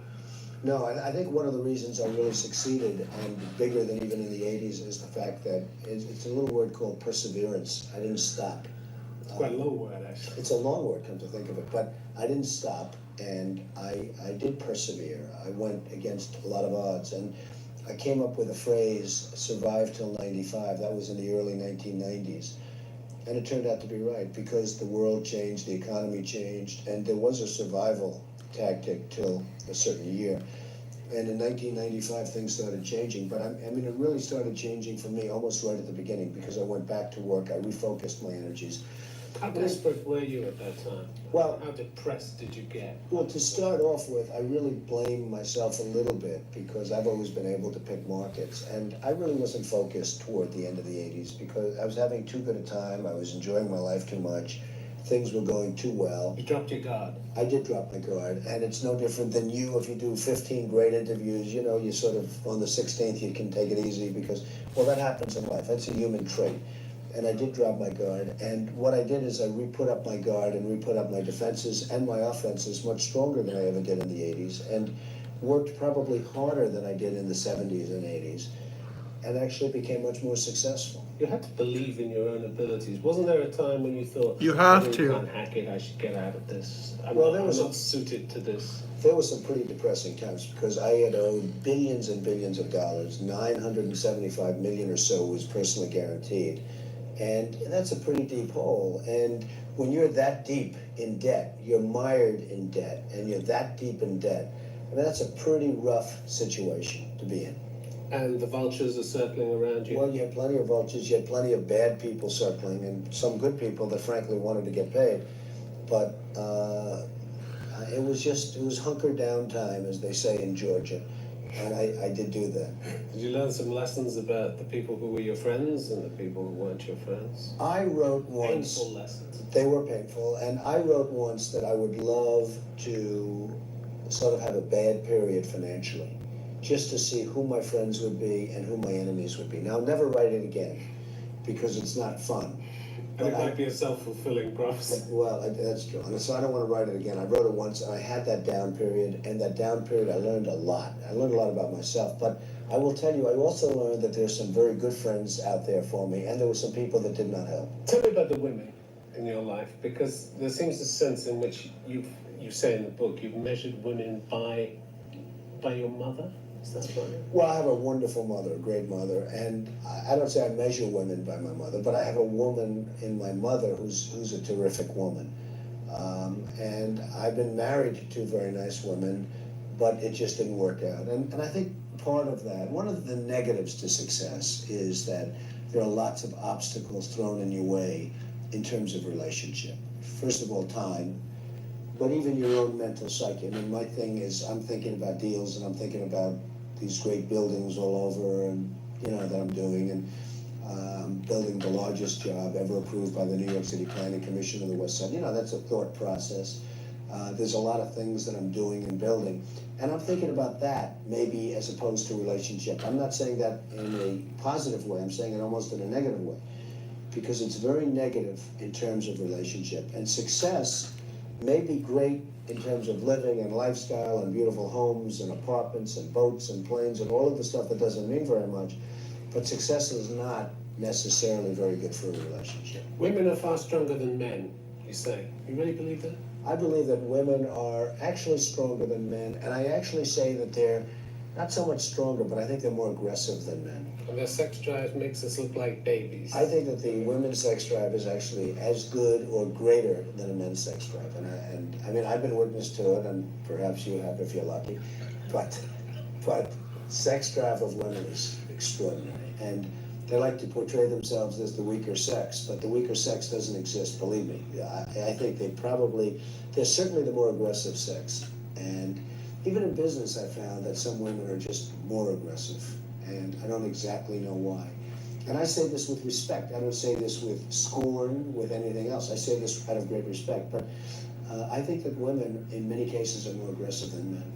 You've seen that sex drive firsthand. You talk about the woman of great social pedigree and the dinner party that you went to. Tell me about that. Well, I've had a lot of circumstances where a woman's sexual woman that he had, as he said, conquered, and Just playing with the feet under the table, wasn't it? Yes, I have a very good relationship with Ivana. I think I have a very good relationship with Marla, but I'll be able to tell you better in about a month or two. We'll find out. You stress the importance, though, of the prenuptial agreement, even though you say it's a vicious and it's an ugly document, and people who sign it are 50% more likely to divorce than those who don't. But yet you stress this is a key to a happy marriage, is it? Right. Well, prenuptial agreements are ugly, vicious, terrible documents that you have to have. I mean, it's if you're getting married and if you're a person of substance, man or woman of substance, you have to have a prenuptial agreement. And the reason is the word certainty. You need certainty over your business. Matters to you a great deal. Yeah, I have great children, and they're very important to me. And thing. Did you have to order for him? No, I mean, he did fine. I'm just saying that he was just not somebody that was exposed to this kind of a life. And what really was interesting was at Le Cirque you had these great celebrities, and they had never asked for an autograph in their life. People asked them for autographs, and they were coming up to my table asking Michael for his autograph. That to me was the funniest part of the evening. Sylvester Stallone, another friend of yours. Well, he's played golf with him. He is. He's a great guy. He's a good golfer. He's a very smart guy. You know, people don't give Sly credit for the brain. They give him other credits, but they don't give him credit for that. He's a very smart guy who's done a terrific job. And I mean, he insisted on playing Rocky. They were going to have somebody else play Rocky. He wouldn't let it go without him playing. I mean, this guy is smart and tough, and he's a terrific guy. And Frank Sinatra, you fell out with at one point, didn't you? What was all that about? Well, I had a dinner, and I actually apologize in this book for it because I said some negative things about Frank in my second book. I mean, he's just been a terrific guy over a lifetime. How did you fall out, though? What was the incident? He was very rough and tough at a table with somebody, not me, with somebody at the table, namely his wife. And I was really shocked at it. I was surprised at it. I mean, I've seen a lot of things, so I don't get shocked too easy. But I was just amazed at how bad this particular incident was. And then I realized, I mean, you go outside and everybody's pulling at his coat strings, trying to get his autograph and trying to break him down one way or the other. And it really was pretty tough from a lot of standpoints. And as I mellowed coming into my third book, I said, you know, I feel badly about writing about him. And I did the same thing with Malcolm Forbes. I mean, Malcolm Forbes was a great guy and a friend of mine. But when I was having trouble, Forbes magazine put me on the cover and they started doing some negative stories and everything else. And I didn't feel good about Malcolm Forbes. And then I realized he was just doing his thing. He was just doing his job. He was doing the right thing. And I apologized to Malcolm Forbes because he was really just doing his thing. And, you know, Malcolm Forbes has since died, and New York City has lost a great guy and a great character. The impression from what you write is that you haven't had a good press. You haven't enjoyed relations with the press. You think the press has misled you, lied to you. Well, Is I think that an occupational hazard, or do you think you've been really badly treated? I think it's occupational hazard. I think a lot of the press is very dishonest. I think a lot of the press is really, really dishonest. But I think that I've been totally, you see, most people think I get great publicity. I happen to think I get terrible publicity. So, you know, what can I say? Do you mind what people write about you? I used to what people mind much say more. about you. I used to mind much more. The one thing I have learned, it's a 1 week phenomenon. It doesn't matter. At the end of a week, usually at the end of a day, but usually at the end of a week, it's totally gone. You don't even remember the story. And once you get that into your head, you can live with it. The lessons that you've learned over your career, nobody leans on you, do they? You're very, very focused about that. Well, I think I help people. I like people. I have a good relationship with people. I have a lot of great relationships in terms of business and in terms of people generally. Do people try to lean on you? Yeah, everyone tries to lean on me, but I have lots of really good relationship, and I don't mind being leaned on if it's to help somebody. I think I really enjoy helping people at high levels and at low levels. I feel it's very important to give to charity. I give a lot of money to charity. I try and help as much as I can. But you know, there are times when you just have to say, that's enough. That's all I can do. People might look at you and think to themselves, I wonder what it's like to have all that money. Donald Trump, what is it like to have all that money?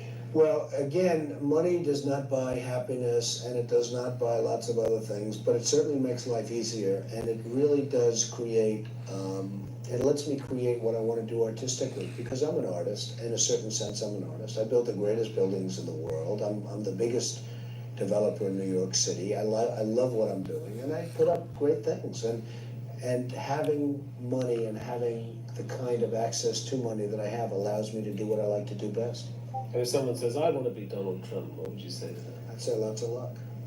Donald Trump, thanks very much for sharing your views with us on Hard Talk. Thank you. Thank you very much. Thank you. Great honor. Great honor, guys. Great honor. You all you guys know Mr. Wonderful, right? Come on, you know him. Raise prices on American consumers if Trump imposes these tariffs. They're talking about China because the majority of their goods and services on the consumer demand are made in China. So let's just take an easy example to understand. Tariffs are not a sales tax that they're referring to here. No, but it turns into one. No, you have to use it as temporary warfare. Now, I'm a huge advocate for tariffs on China, but not at 60%. I want 400%, so that we threaten to shut down their economy so that the Supreme Leader flies to Washington to become part of a reciprocal act. What you have to understand about China, as a guy who's done business there for over 20 years, they cheat, they steal. They came in the WTO in 1999. They did not abide by it, not one single year. Well, why are you still doing business with them? I'm not. I moved it to India and to Vietnam and to Cambodia. Interesting. Is that who Trump wants us to do business with? Which aims to emphasize the importance of family, community, and industry to the nation's prosperity and liberty. He joins Walter Isaacson to discuss changing Republican fiscal policies and what he thinks of Trump's plans. Thank you, Bianna and Lauren Cass. Welcome to the show. Oh, thanks so much for having me. You were an advisor to Mitt Romney in 2012, but after that election, you helped start a group called American Compass. And it really helped shift the Republican Party, and your own thinking shifted, I think, away from just a growth-oriented economy to one that was more populist. Tell me if that's right and explain why and how that happened. It's mostly right. I should say I think growth is still hugely important, right? I don't want to go live in a log cabin in the woods, but I think the way that we had focused on growth was just sort of growth for its own sake and assumed that all growth was good. And, I always refer to we hear so much the economic pie metaphor, right? We're going to grow the pie and then everyone can have more pie. And we really didn't pay attention to what was in the pie or who got to help bake it, if maybe take the metaphor too far. But, people don't just consume stuff. It's very important their identities as workers. It's very important that we have an economy that still makes stuff, that we don't just become dependent on other countries. And I think, really over the last decade and since 2012, we saw the cost of not caring about those things. And so, my focus, American Compass's focus, increasingly the focus of conservatives is, yes, we want growth, but what kind of growth is it? How do we make sure it's a growth that really supports workers and helps them support families? Tariffs seem to be part of the center of the argument of this new conservative populism. But in some ways, conservatism and Republicans have generally been for free trade. What changed? Well, it's funny. It depends what time frame you look at. Republicans were the party of tariffs for most of Republican history. Abraham Lincoln was proudly a tariff man. McKinley, huge tariff man. Teddy Roosevelt, very skeptical of free trade. Eisenhower has a whole chapter, a section in his memoir where he talks about how, yes, we started to open up free trade after World War II, but always with an eye first and foremost toward protecting American workers. Even Ronald Reagan, when it came to Japan, especially, Trump is for suckers. he was so protectionist that and Hitler the Libertarian supporters. Cato Institute Trump is a the most Nazi. Protectionist president since Herbert Hoover. And so it's really a post-Cold War phenomenon that you had a number of folks on the right of center, really who I would say are libertarian and kind of market fundamentalists more so than conservatives, who joined with a lot of folks on the left of center, a lot of economists, the Larry Summerses of the world, who is Bill Clinton's Treasury Secretary, to all say free trade is the answer and free trade is going to somehow make everybody better off. And the reality is that hasn't worked. We've just gone through an election in which inflation was this huge issue. Aren't you worried that tariffs could raise the price of American goods? Well, tariffs will definitely have some effect on prices, especially in the short run. That's in part the point, right, is to make it more attractive to buy things made here in America. I think the right way to think about it is with reference to the past, to think about where we were in the year 2000, when people were saying we should get rid of our tariffs, we should do free trade with China, that will make people better off. And we have to ask ourselves, did it make people better off? Yes, it made some things cheaper, but I think the overwhelming majority of Americans recognize that it was a bad trade-off. And so what we're talking about now is making the other trade-off instead. Accepting that the cheapest thing, sometimes made with slave labor, subsidized by a communist party, isn't actually necessarily, it's certainly not free market to be buying that. And it doesn't actually serve families well in the long run. It doesn't serve communities well. And so nothing is free. There are trade-offs in all of our policy decisions. But if we believe we made the trade-off wrong when we leaned all in on free trade, then we should actually have a lot of confidence that we'll be getting the trade-off right when we go the other way instead. Well, what's the point of doing that? Is it to bring back manufacturing jobs? Is it to have much more of a Made in America program? I think the fundamental goal is to bring our economy back into balance. High levels of trade could be a great thing if it was actually trade, right? And that was the story that was told to us. There are things that other people can make more efficiently for us, and we'll make things more efficiently for them, and everyone will be better off. And if we can do that would be great. But what's happened instead is things we used to make now get made somewhere else, and there isn't anything else that we make instead. And so but isn't that on us? Isn't that a problem with our own manufacturing? No, it's not, because the reason that everything moved offshore isn't because there's anything wrong with American workers. In fact, American workers are among the most productive in the world. It's because foreign countries weren't playing by the rules. China was aggressively subsidizing paying for the cost of most of what into making things there, helping companies exploit workers there. Another good example, even in very high technology products, think semiconductors. We invented semiconductors. We were the world leader in semiconductors. Why does Taiwan now make the world's most advanced semiconductors? Not because there's anything special about that particular rocky outcropping off the coast of China. It's because Taiwan's government plowed all of the money into saying, come build the semiconductors here. And so the model did not work because economists didn't really think very hard about how the countries were behaving. And so I think if we can get back to a situation where there actually is a level playing field, we can get back to the kind of free market that certainly I want to have, and that does typically work for people, which is one where, yes, it would be great if we're buying things from other countries, but they also need to be buying things from us. And that's what's going to create better jobs and stronger communities in the United States. And it's just going to create, frankly, more resilience. I think one thing we've learned in this country, particularly through the pandemic, was that if you just rely on others to make stuff for you, you end up in a very vulnerable position. Yeah, you have a whole range of things that could be made in America if you put a whole lot of tariffs on, ranging from semiconductors, which you just mentioned, to say down in Louisiana, Mississippi, where it used to be a lot of textiles and blue jeans being made. Do you think it should be across the board, or are there certain things that you think we should put tariffs on and specialize on in America? Well, the nice thing about a tariff across the board is it actually does, in a sense, let the market decide. So let's say we put a 10% tariff across the board. Anything that you can make in the US for within 10% of the cost of making it somewhere else is something you'll think about bringing back to the US. And if we do that, we don't have to have somebody in government deciding, oh, that's t-shirts, oh, no, that's chemicals, oh, no, that's semiconductors. It's actually much more consistent with a free market to say, look, making things in America matters. So we're going to put a thumb on the scale for making more things in America. But in terms of what gets made in America, who makes the investments, where the stuff gets built, I would much rather leave that up to the market.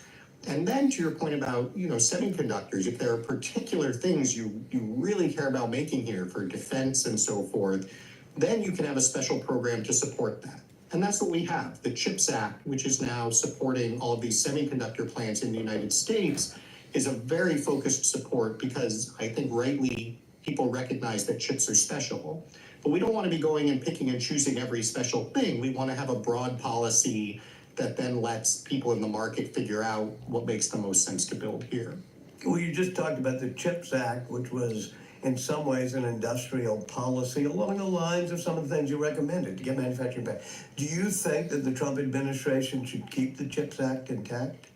Yeah, absolutely. I've been American Compass has been very strong supporters of the CHIPS Act. It was bipartisan legislation. It had significant support from Republicans in the Senate. It actually started out several years earlier as a Republican proposal in the context of the National Defense Act. And so I think so far the indications are that it's been very successful. The chips, the plants are getting built. They are starting to come online and perform very well. And so I think that's a place where we're getting an excellent return on investment. President Trump's tax cuts from before are set to expire next year. And I can't quite tell from reading you to the extent that you also subscribe to what has generally been the Republican orthodoxy, which is cut taxes, cut taxes, cut taxes. Well, I don't typically subscribe to the kind of market fundamentalist view that we've had in the past few decades on the right, that you should just cut taxes more no matter what. And again, that's a relatively recent thing. Ronald Reagan, after his initial tax cut, left the government with less revenue than he expected. Reagan raised taxes 5 times to close the budget deficit. And so I think all things equal, of course, we should want taxes to be as low as they can be. No one likes paying taxes, but we do have to raise enough taxes to pay for the government that we want to have. And I think what we've seen in recent years is that, there was this theory, well, you cut taxes and they pay for themselves, or you cut taxes and that just creates so much growth that we're all better off anyway. And that just hasn't come true. when you created American Compass, you said part of its goal was to figure out what the post-Trump right of center is going to be. Well, we ended up having not post-Trump, but another Trump term. To what extent is he a good messenger or a He's good not. Boo leader Trump. for this movement? And to what extent some of what you're proposing conflict with what Donald Trump believes? Well, I think we've seen that, Trump has done an extraordinary service to the Republican Party and the conservative movement, and as a result to the nation in disrupting and rejecting a lot of the kind of old orthodoxy that was just not serving anybody well. And he's brought a lot of new thinking, some of which I agree with, some of which I don't, on a whole range of issues. And it has really created the space for conservatives to stop just, flipping through their 1980 playbook and imagining that it's always Ronald Reagan's first term, and instead say, look, it's the 2020s. We have a different set of problems today, and we are going to have to apply conservative principles to solving those problems. And so I think there are some places where he's on exactly the right track. Tariffs and trade policy is obviously one of those areas. There are other areas where I would disagree with him, but I think the direction is a very, labor policy is an area where, I tend to think we need to Legal focus slaves. much more on worker power and actually be concerned with workers having leverage to negotiate against employers.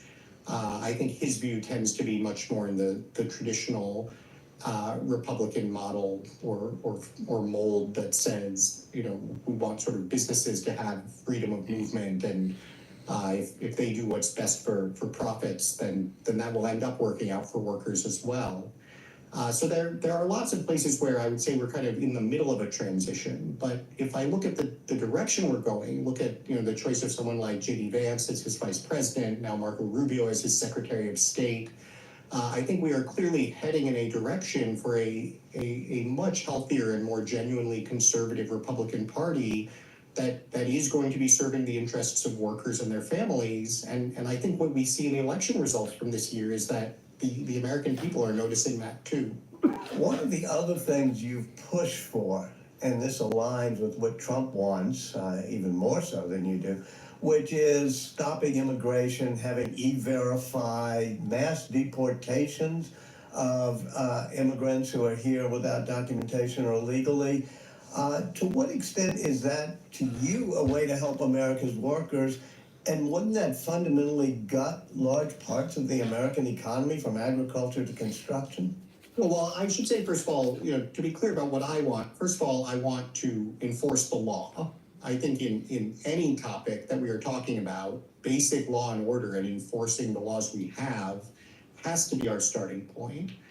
And then say, well, I don't want to stop immigration, but I want to have an immigration policy that considers the labor market effects of immigration. When we have a lot of workers in America, American citizens, people who are here legally, who are working in very low wage jobs, really struggling to make ends meet, the idea of bringing in millions more workers to compete with them, I think, is absurd and does an extraordinary disservice to them.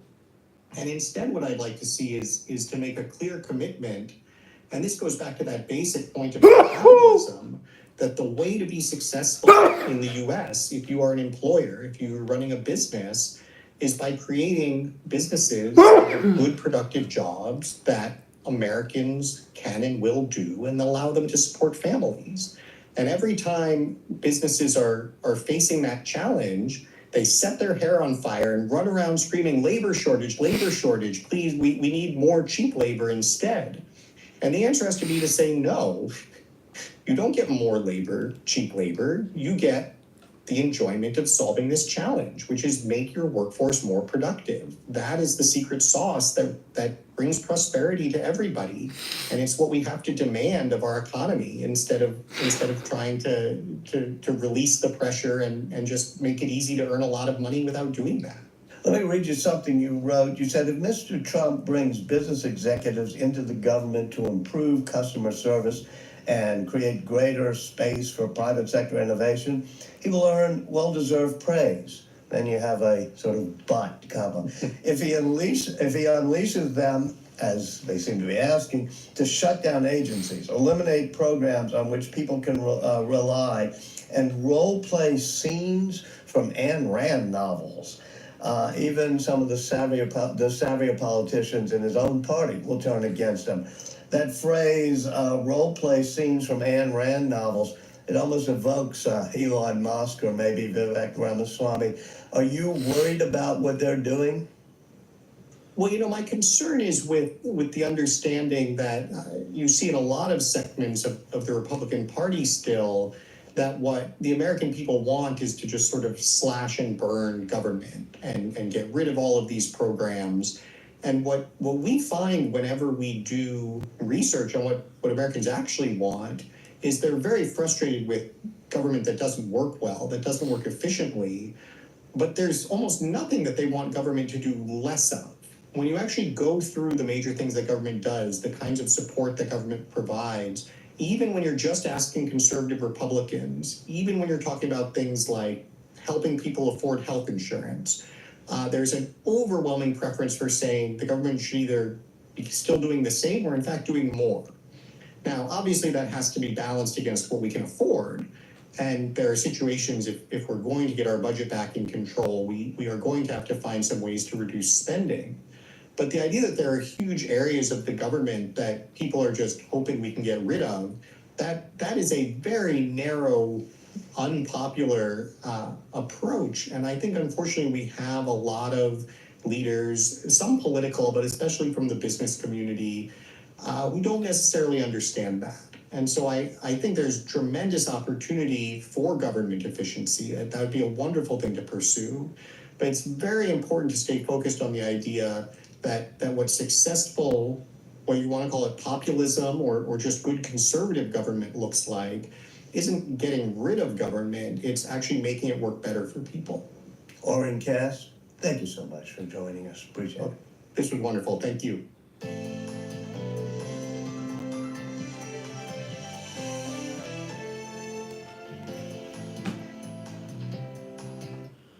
Well, my concern is with the understanding that you see in a lot of segments of the Republican Party still, that what the American people want is to just sort of slash and burn government and get rid of all of these programs. Of course, we have way too much. And what we find whenever we do research on what Americans actually want is they're very frustrated with government that doesn't work well, that doesn't work efficiently, but there's almost nothing that they want government to do less of. When you actually go through the major things that government does, the kinds of support that government provides, they want them to be less efficient. Stop being so damn inefficient. About things like helping people afford health insurance, there's an overwhelming preference for saying the government should either be still doing the same or in fact doing more. Now, obviously that has to be balanced against what we can afford. And there are situations, if we're going to get our budget back in control, we are going to have to find some ways to reduce spending. But the idea that there are huge areas of the government that people are just hoping we can get rid of, that is a very narrow, unpopular approach. And I think, unfortunately, we have a lot of leaders, some political, but especially from the business community, who don't necessarily understand that. And so I think there's tremendous opportunity for government efficiency. That would be a wonderful thing to pursue. But it's very important to stay focused on the idea that what's successful, whether you want to call it populism or just good conservative government looks like, isn't getting rid of government, it's actually making it work better for people.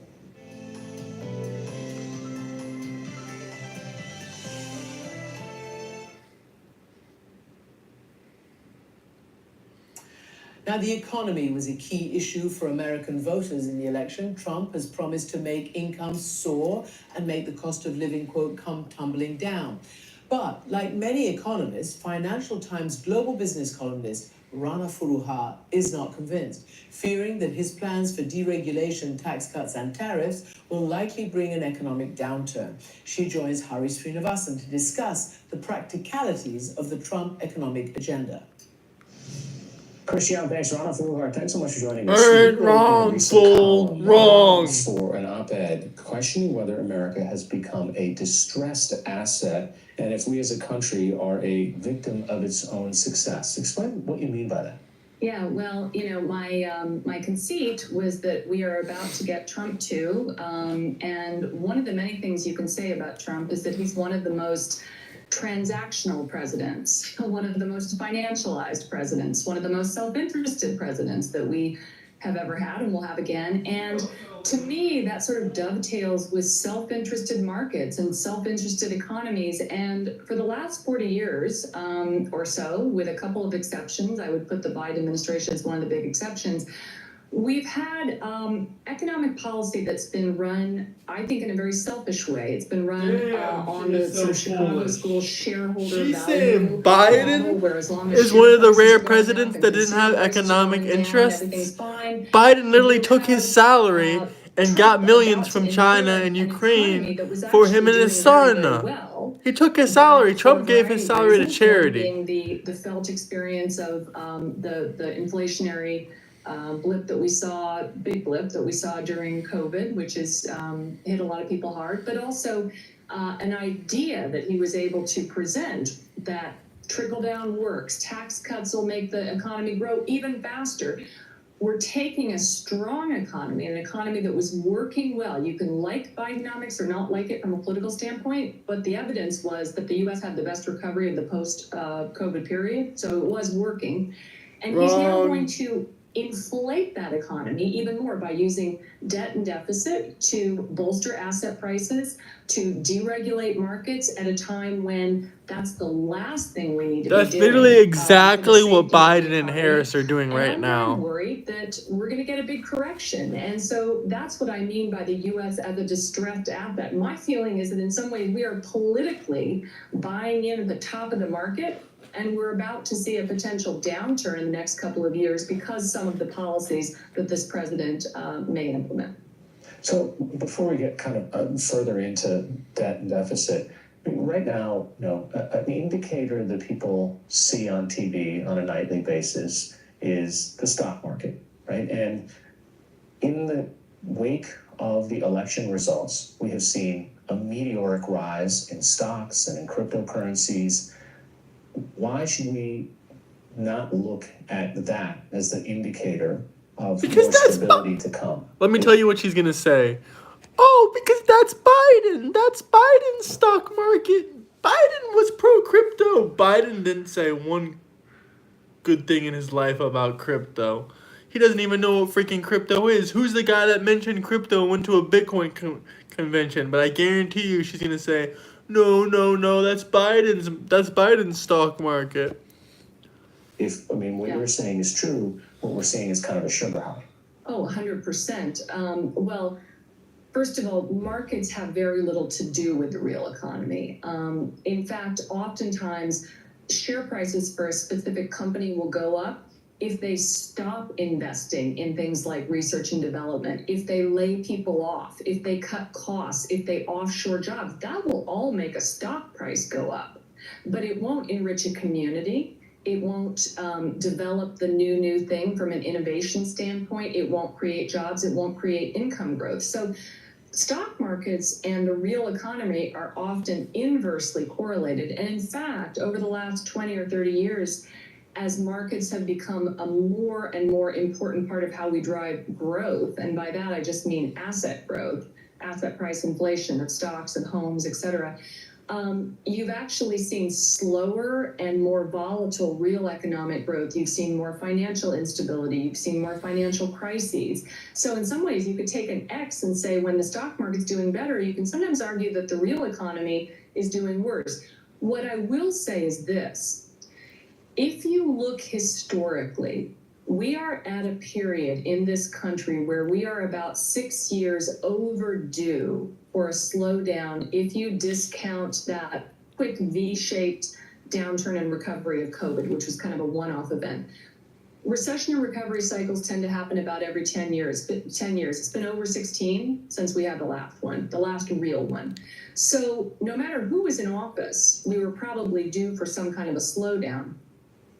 to have a president coming in and trying to bolster the market and create more debt and deficit growth at a time when you already have the potential He's trying to for get rid slowdown, of debt. that creates a very risky dynamic. That's the sort of times that you get big stock market corrections, financial crises, and serious downturns. Well, when you talk about the debt and the deficit, I mean, there are certain policies that the president has put forward. One being a very famous one on tariffs, especially on China. What would the ripple effect be if there was a pronouncement from the administration? Guys, hit the like and subscribe button. We were able to implement. I'm not going to watch this whole video because they're really just making no sense to me, but hit the like and subscribe button. Check out my future videos. Check out my recent short about Baron Trump on YouTube, my short. And yeah, thanks for tuning in. Bye.